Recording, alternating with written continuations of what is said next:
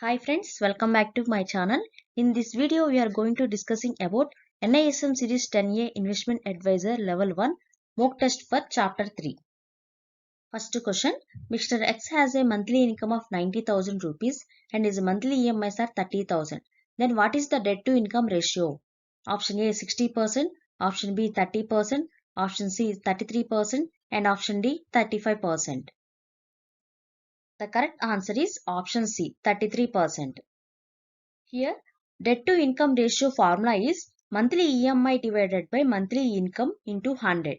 So here Mr. X has a monthly income is 90,000 and total monthly EMIs are 30,000. So 30,000 divided by 90,000 equal to 33%. Which type of assets have a greater liquidity? Option A physical assets and option B financial assets.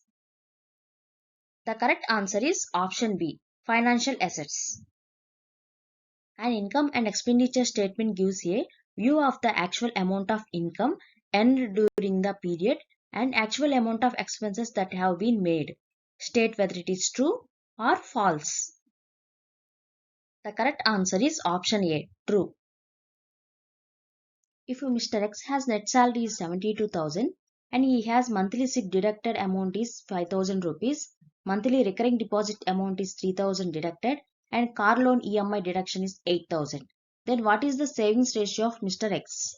Option A 10%, option B 11.11%, option C 22.22%, option D 33.33%. The correct answer is option B 11.11%.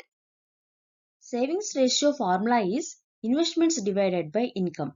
In the given problem, the investments are monthly SIP and the monthly recurring deposit. That is 5,000 and 3,000, 8,000 rupees. Here, car loan EMI we should not take into consideration under the investment. It is a liability. So, now we have to substitute these investment values in the formula. 5,000 plus 3,000 divided by 72,000. That is 8,000 divided by 72,000. That is 11.11% is the savings ratio. Real estate and gold are option A tangible assets or option B intangible assets. The correct answer is option A tangible assets. Mr. Rajesh net worth is 42 lakhs and he has car loan outstanding 3 lakh, home loan outstanding amount is 12 lakh. Then what is the total asset value of Mr. Rajesh? Option A 30 lakh, option B 15 lakh, option C 27 lakh and option D 57 lakh. The correct answer is option D 57 lakh. Net worth formula is assets minus liabilities. In this problem we have to calculate assets value of Mr. Rajesh. In the problem they mention liabilities value, that is car loan outstanding 3 lakh and home loan outstanding is 12 lakh. Now substitute these values in the formula. Net worth is 42 lakh equal to assets minus liabilities 3 lakh plus 12 lakh is 15 lakh. Now total assets are 57 lakh. Which of the following is liquid fund? Option A open-ended liquid mutual funds and option B closed-ended equity mutual funds. The correct answer is option A open-ended liquid mutual funds. Mr. Ram has mutual funds worth 5 lakh rupees, shares are 7 lakh, fixed deposits are 8 lakh rupees, house worth 30 lakh and 2 acres farmland each acre worth 5 lakh. Then what is the physical assets ratio? Option A 33.33%, option B 66.67%, option C 50% and option D data insufficient. The correct answer is option B 66.67%. To calculate the physical assets ratio, the formula is physical assets divided by total assets into 100. Here total assets means financial assets plus physical assets. In this formula, we have to divide what are the financial assets and the physical assets. Mutual funds, shares, fixed deposits are the financial assets. House plus farmland is the physical assets. Total financial assets are 20 lakh. Physical assets are 40 lakh.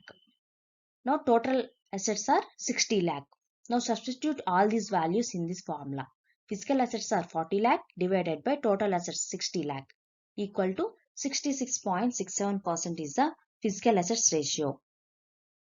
Lower the solvency ratio, then investor's financial position is option A stronger and option B weaker.